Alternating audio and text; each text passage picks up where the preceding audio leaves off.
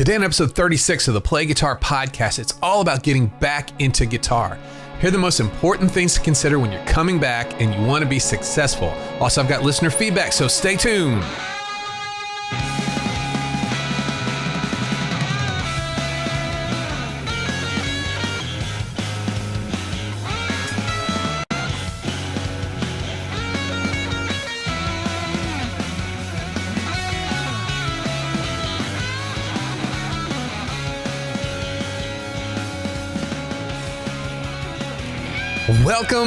Welcome to episode 36 of the Play Guitar Podcast. I'm Lee, and this is the podcast that's determined to make you a better guitar player. No matter if you're just starting out or you've been playing for years, this is the show that'll help you become the guitarist that you always wanted to be. Hey, everyone. Thanks for joining me today. Wow, I really enjoyed last week's show, bringing it to you, and I had a lot of fun making it. It went right to the core of what I'm trying to do, and that's create a place where frustrated guitar players can start moving forward together and start really having fun, getting better. But today's something a little different. Today's about getting back up on the horse and trying to ride again. Just when you thought you were out, the guitar pulls you back in. Getting back to playing guitar after you gave up, or you had to put it down. It's tough. It's tough enough just finding a way to really learn the guitar. But put on top of that discouragement and frustration and doubt from the time that you tried before, it gets really difficult to have an enjoyable experience coming back. In my group classes, I deal with this a lot, and it's not just a one-size-fits-all problem. There's so many different reasons why people put down the guitar. And the range is big, it's pretty broad, but I found that in helping others come back to the guitar, the things that help aren't so different. I found myself repeating the same things over and over again to a lot of different students. And when that happens, I know there's something good. I know that these are things that could help a lot of people have a successful return to the guitar. So I'm bringing you these things today. And you may or may not have ever actually quit playing guitar, but I'm sure that you may have had a good bit of frustration from time to time. And these tips are good for that too. They're good to have in those circumstances as well. So today's about taking negative things in our journey with the guitar and leaving them behind, creating a positive atmosphere. We're going to just shut out all the things that hold us back and that held us back so much that some of us even just quit playing the guitar. And we're going to start moving ahead at full speed. I know this is going to be really helpful, and I enjoyed getting through it and getting it all in order to bring to us today. So I'm going to go ahead and get started with the show. So thanks again for joining me today, and we are on to the main topic.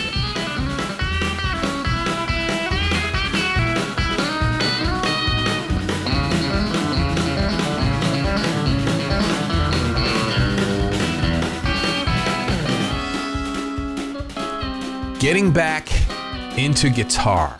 Is this you? Are you the person that stopped, that quit, that just moved away from the guitar? Are you the person that decided there was just other things in life to focus on other than playing an instrument?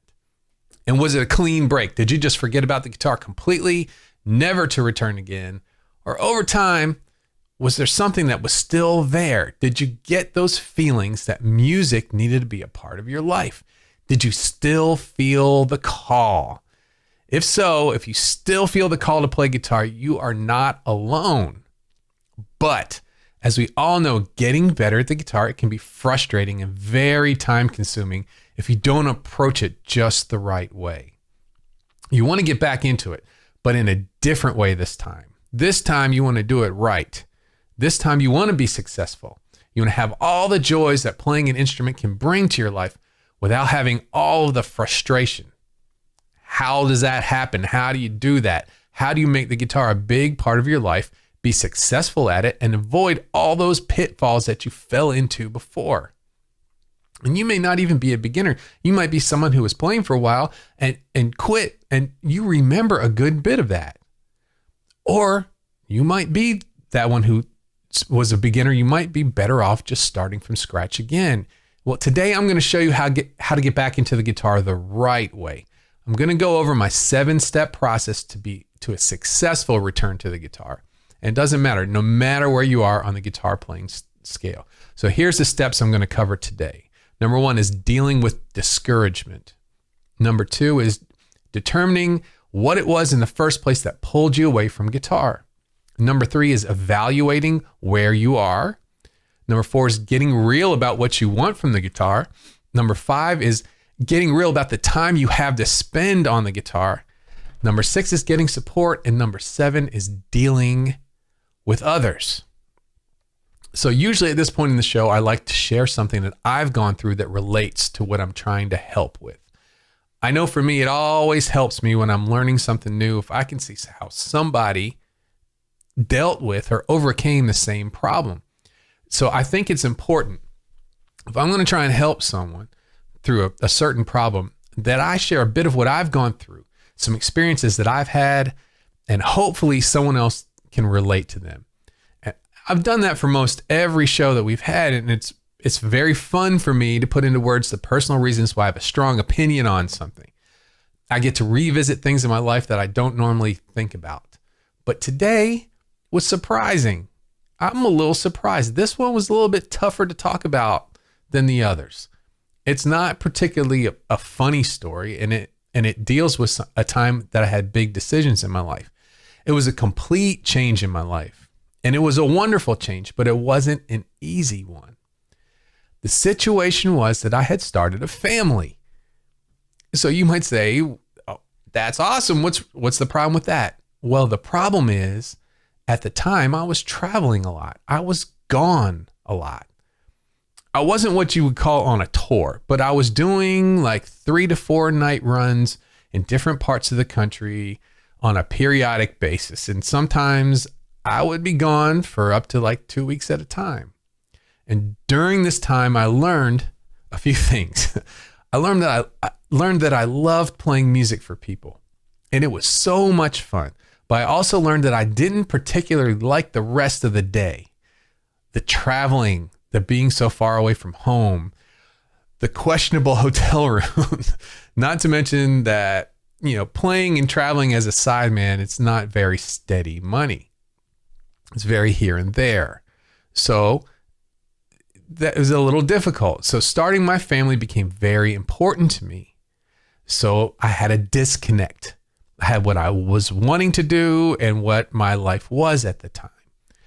The majority of my time was spent not playing music, but doing all the other things that you need to do to get to the gig. And I learned that I was very interested in the music part and not very interested in everything else. And some people like that. Some players love that lifestyle, but to me, it was very hard. So I stopped traveling. And I focused on my family. And I had every intention of still playing and playing locally, playing close by to the house. And what I didn't realize, that starting a family was wonderful, but it takes a lot. I was up to the challenge. I was happy to do it, but I started to see something. I started seeing my playing become less and less frequent. I got to the point where I was barely playing at all. And that did something to me. It did a little something to my self-esteem. Being a guitar player, I had been one since I was 12 years old. And that's the way I saw myself. It was who I was. And at that point, I could see it was going away. So that was my crossroads. That was the point where I had to make some decisions. I had to get real. I had to ask myself the hard questions and look back to why I started playing guitar in the first place and figure out how I was going to be able to do that successfully. And today I'm going to go through the questions that put me back on the right track and can bring you back to the guitar too, no matter what the reason it was that you had to deal with. So the first is dealing with discouragement. What were your reasons for getting discouraged with the guitar? Was it just too frustrating? A lot of players, they just don't get it at first. Or was it that the actual learning wasn't as exciting as the idea of playing guitar? Or did other things in your life have to be dealt with and those kept you away from your time with the guitar? Or even did you just not have enough time to devote to it? Whatever the reason for your being discouraged, it's super important that we take care of that right now. Entering back into guitar playing with the cloud of discouragement over your head, it can stop you in your tracks before you even get started. Forget about how discouraged you were. This is a fresh, new start with new possibilities. Allow yourself to get excited about this. Throw away any negative thought you have towards playing or learning the guitar. Being successful with the guitar, it's possible. It's very possible. And there are definitely ways and methods that can give you success on the guitar. And I've seen it over and over again with people who they had doubts. They really doubted that they could ever really play guitar. And you can get better and move forward without having a lot of free time. In my opinion, the guitar is best learned in short sessions on a daily basis. Repetition is the key to getting your long-term memory into action. And getting all of this stuff, all this knowledge into our long-term memory, that's the goal for a successful guitar player. Learning and playing guitar can be extremely enjoyable if you let it. You just have to be mindful of frustration. Don't be afraid to step back and reevaluate things if you feel you're coming to a dead end. So think of it this way. You have some very important information now that you didn't have before. Whether it was the way you were learning before or the situation you were in and it wasn't working, knowing what didn't work for you in the past will guide you in future successes. These things, we're going to think of them this way. We're going to think of them as just temporary setbacks. And you're much better off now knowing what to avoid this time around. So we're going to spend a little extra time this time planning our new path away from what was discouraging you in the past. Surround yourself with positive people and new ideas. Okay, the next one is we need to determine what it was in the first place that pulled us away from the guitar. Understanding exactly the reason you put down the guitar, it's very helpful when you're trying to get back on track. It's so important that you give some good thought to this. I've helped a lot of students get back to having fun with the guitar. And there's so many different reasons, why they all ultimately quit. But some found that practicing became very frustrating and confusing, especially the ones that starting out learning on their own. Some just picked lessons of songs that they would like to play, and they had a lot of trouble getting them to sound right. I had others, they got farther along than that, but they ended up stressed out because their progress, it hit a standstill. And when your progress stops, that usually becomes discouraging. And if you're discouraged with what you're doing, it's not going to be long till you find something else to completely occupy your time. There could be physical reasons that you stop too. I've had students with injuries to their arm or their wrist or even back injuries, and they had to put the guitar down for a while. Some even had to recover from motorcycle accidents or car accidents. And this is very discouraging, especially when you've been enjoying playing guitar up to that point. And now you've got these bigger issues to deal with, like recovery. There are also personal reasons why the guitar might be set aside.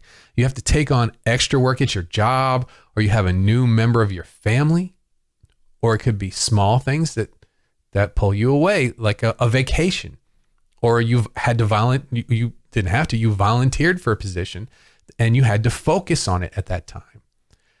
You might have had great full intentions to start practicing after it was over, but those weeks turn into months and you start seeing that my guitar is not getting picked up. Whatever the reason that you've been pulled away, it's important to keep this in mind before we start over again. You wouldn't be here if you didn't have that urge to play again. And these are the things that can derail you from actual progress and success on the guitar. Really putting your finger on the reasons you moved away from the guitar before, it can be super helpful. And when you plan, when you've got your new plan of attack, you just steer away from these reasons, and that can drastically increase the odds that you're going to stick with it this time. Okay, the next thing we're going to talk about is evaluating where you are on the guitar. One of the biggest problems with learning guitar is how much there is available to learn. Just go to Google, type in a few words, and you'll be presented with lessons of just about anything you can think of. And that in itself is super exciting to me. But especially if you just love the way a certain player plays and you think that if I could only sound like this player, I would be happy. And that's where this cycle begins. You're off to the races trying to play your favorite leads and songs. And at first you dive right in trying to learn them. But eventually you might find out that some of those techniques that you're trying to play, they're difficult. And you're not sure how to approach them. Or even worse, you just memorize something with no idea what it is you're playing. Just playing by numbers on a page. Taking the time to really evaluate the things that you're doing well and the things that you're struggling with is extremely important. Why is that? Well, because these songs and the techniques that we're all trying to learn, they're not one-dimensional. They usually rely on a combination of many different skills. And if you're missing just one of those, you won't be able to play or understand what it is you're trying to do. So find a way that you like to keep track of what's good about your playing and what's not so good about your playing. It could be just an old pen and paper. It could be a Google Doc, whatever it is you like to use, but make sure it stays very close to where you practice. And when you find yourself struggling with something, write it down. And when you have a few down there, put them all in order from the most basic to the most advanced. Now you have a path to follow to fill in the cracks of the foundations of your playing. Okay, so we're going to get real about what we want from the guitar. What is it about the guitar that you like? What's the reason that you went out and spent that money to buy your guitar in the first place? Do you remember that? The excitement of bringing your guitar home, tuning it up, trying to figure out how the thing worked. I know for me that was some of the best times playing guitar. That time was so much fun. There it was, my own guitar. Oh, the possibilities. What can I play with this thing? How far will this instrument take me? Having a solid idea of why you started in the first place, it's very important to remember. Something like playing the guitar that has so many different avenues and different styles and techniques, things you can try, it can very easily take you down different paths. You can find yourself moving away from what excited you about the guitar in the first place. You might have thought that being a great lead guitar player was all you ever wanted to do. But maybe your friend had a band and they needed a rhythm player, and you took the job. Before you know it, you're starting to get frustrated with what you're doing. You're not getting any closer to achieving your dreams with the guitar. Or maybe you just love listening to a flamenco guitar and dream that one day that would be you playing that awesome style of guitar. But you couldn't find a teacher, or you couldn't find anyone else to play that style of music, anyone else who was familiar with flamenco. So you just learned the songs and you just learned some other songs, and they didn't have that same excitement for you. Before you know it, there's your guitar sitting in the case under the bed. Keeping that goal alive is important, even if it's one that you know will take a long time to achieve. It can be very satisfying moving your way over time towards something that you would love to do. And doesn't that sound good? Progressing towards your goals. So on that same page from before where you wrote down your good and not so good parts of your guitar playing, jot this down as well. The reason you started playing guitar in the first place. This is it. This is our focus. Everything we do from here is going to help us achieve this one goal. And if it doesn't, if you're working on something that doesn't have anything to do with that, with your big goal of the guitar, toss it. It's not worth your time. And speaking about time, here's our next one, getting real about the time that you have to spend playing and practicing guitar. Time is something that lately is in very limited supply. No matter what stage of life you're in, we're all dealing with lack of time. Work schedules, school schedules, activity schedules, family time, friend time, they're all so important and they fill up our days. We're so busy that it's hard to calm down sometimes. Now add playing your guitar on top of that. How do we fit guitar into a busy schedule? The guitar takes time to learn, a good bit of time. You're not going to get any better if you don't put in the time. And the big problem with guitar when you have limited time is, what are you going to work on? How do you make the most of your time? We've all had a lot of fun just noodling around on the guitar. It's fun, it's interesting, it's even relaxing. And it's easy to just get in the habit of making that noodling time our practice time. What you end up noticing is that while noodling on the guitar, it's fun, it's not a very efficient way of getting better. And if that's all you do, you're going to have a hard time reaching that next level of guitar playing that you want to go to. When you sit down and figure out how much time you're actually able to spend with a guitar, you can feel a little hopeless. And for most, it's usually not a whole lot of time at all. And filling that small amount of time with aimless practice, it will eventually lead you to some frustration. Your time is valuable, and we need to use this small amount of time wisely. And I'm not talking about pushing yourself to playing just boring exercises all the time, but I am talking about smart use of your time. I found that the most effective practice routine lately is shorter, 30 minutes, an hour, but doing them daily. My students that I've had that have made this routine part of their lives, and they practice every day, they've progressed much faster than the students that I know don't touch the guitar all week, and then the night before the lesson, they just play for several hours just to catch up the night before the lesson. Okay, so next, we've got support. We all need help. And since we're giving something this second try, it might make a lot of sense to get a little or some different help this time. Even if you did have help before, it could be in the form of a teacher or a friend or a band member. Maybe that help wasn't right for you. We all learn in different ways, and teachers all teach in different ways. So take the time to seek out some help. Get it from someone that's been where you are wanting to go before. Ask a lot of questions. What do you have to lose? If the person that you're seeking help from has a problem with answering all those questions, they just might not be the right person for you. That might not be the right fit. But don't be embarrassed to seek help. It doesn't matter if you're just starting out or you've been playing for years.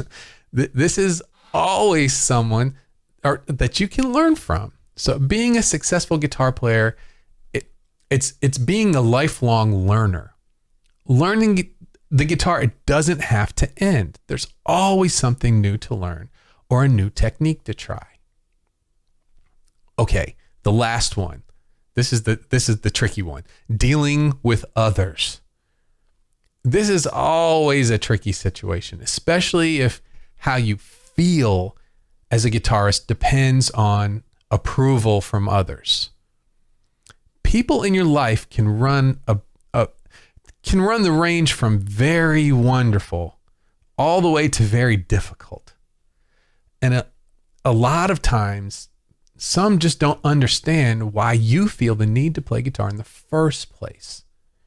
You could be on the receiving end of some very, we'll say, unsupportive comments from loved ones or friends or the ones closest to you. And it's tough, especially when you're trying to start back again. You're going to need all the support you can get, and sometimes there just isn't any close by. So try to find a friend or a family member, someone that just gets it, someone that thinks it's great that you want to play music. Try and surround yourself with as many people like this as you can. Seek out other musicians who understand the struggles of learning an instrument. And more importantly, learn to be content if all you ever do is play guitar for yourself. This is your thing. This is what makes you happy. And if others don't understand, that's their problem. Let's try and take the approval of others completely out of this situation. So in conclusion, when getting back into playing guitar, it's so important that you create a very positive and effective routine. I shared the things that I feel are most important to focus on to make this time super fun and super successful. Here's what we went over. I went over dealing with discouragement. I went over determining what it was that pulled you away from guitar in the first place, evaluating where you are on the guitar, getting real about what you want from the guitar, getting real about the time you have to spend, getting some support, and then dealing with others. I hope this gives you some focus to make your journey back to the guitar a very, very successful one. But I have a question for you. What is your story? Have you ever quit playing the guitar and then tried to give it another go?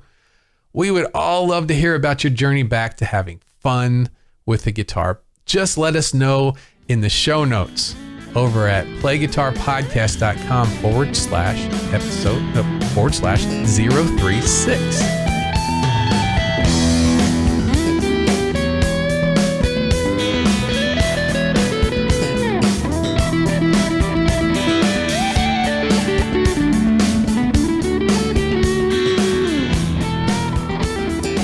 This is listener feedback.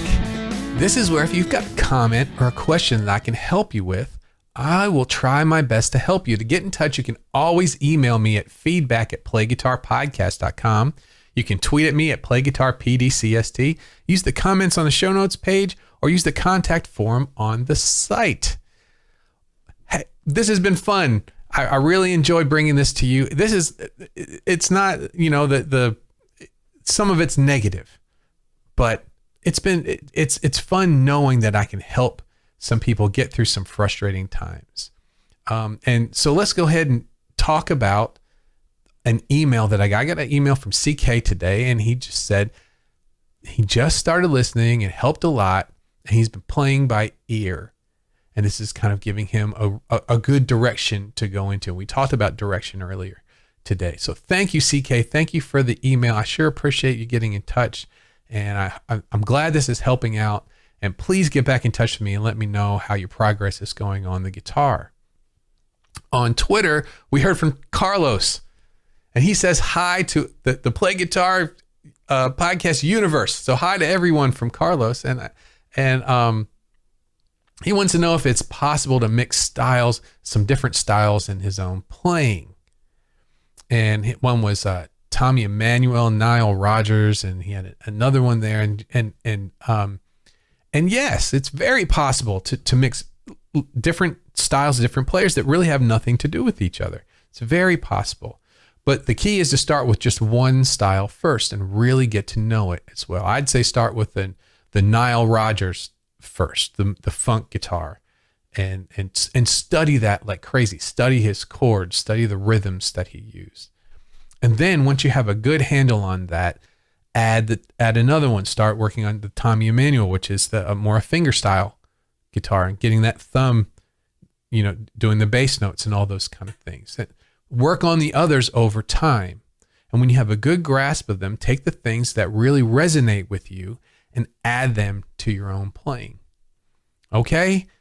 Thank you, Carlos. I sure appreciate it. And the next was from Jake on Twitter. He shared a picture of his notes he was taking, notes about the chords when he was listening to the Cool Sounding Chords episode. And that was awesome. I love seeing that. Thank you so much. thanks for sharing that with everybody. And I appreciate the tweet. Thank you, Jake. And we also want to thank everybody who retweeted last week's episode. We had lots of retweets last week, and that really helps out. Anytime you can tell someone about the podcast or share something on social media, I really appreciate it. It helps a lot. We've been seeing really good growth with the podcast from month to month. We're just getting more and more listeners, and I really appreciate it. And it's because of you guys, and I really appreciate all of your help with that. Okay, let's move on to the Facebook group. We have some new members. We have James M., Shankar P., Paul C., Russell W., Stephen E., Warren B., Quinion H., and Rich K. Thank you very much for joining the group. We are so happy for you to come on in. We've had some great topics this week. We've been talking about what to do when you are jamming with some new folks. How do you approach that? What are the things you need to worry about? Or if you need to worry about anything at all. And some members of the group have really been helping out with that. It's been wonderful to watch and to see that. Also, we had a topic about getting a new Strat. What should you look for? How much should you spend for that? Are the Squire Strats just as good as the American Strat? All this, we have a big topic on that right now. We also have some new video uploads. Chris uploaded a playing video, and also Howard did too. And we also got a great thumbs up from Chris from the last episode where I asked for a thumbs up. I sure appreciate that, Chris. Okay, so I forgot to mention this before, but if you're interested in that mini course, that little course that I did, it's about getting your soloing under control and your blues soloing under control. I want to remind you about that. That's at freeblueslesson.com. That takes you right there where you can sign up. And it also puts you on my newsletter, which tells you everything that's going on, which is I've got a good bit in the works right now. Things are finally getting there where I'm finally getting organized. I've kept the podcast every week. So that's been a win for me. But the other things, I'm trying to be able to get everything done at once, and it's been challenging, but it's working. I've got some great help from some great people, and things are working right now. But I want you to take a look at this if you're interested in getting your blues soloing under control. And I really enjoyed doing it. Okay, so this is a shorter one for today, but that's a wrap. That's what I've got for you today. Thank you so much for joining me today for the Play Guitar Podcast. If you like what you heard, please subscribe to the show on Apple Podcasts, Google Podcasts, or your favorite podcast player. Also, I really appreciate it if you could leave a review for the show. If you're interested in online lessons, go on over to playguitaracademy.com. That's where you can join my early adopter list, and you'll get news on opening the site, an early adopter discount. You can follow me on all of my different social media pages. Links to them are on the podcast page, which is playguitarpodcast.com. Thanks again, and I will see you on episode 37. How about that?